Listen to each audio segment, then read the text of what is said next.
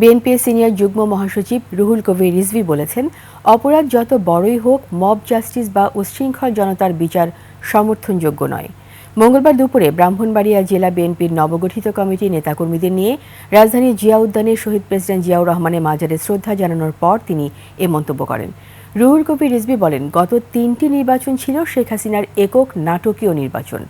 এসব নির্বাচনের সময়কালের সব নির্বাচন কমিশনরাই ছিল ফ্যাসিবাদের অংশ। তবে তারা যত বড় অপরাধী হোক বিচার হবে আইনের মাধ্যমেই, মব জাস্টিসের মাধ্যমে নয়। শিয়া বাটার ও ভিটামিন ই সমৃদ্ধ লিলি হালাল বিউটি সোপ, তারুণ্যময় উজ্জ্বল ত্বকের জন্য।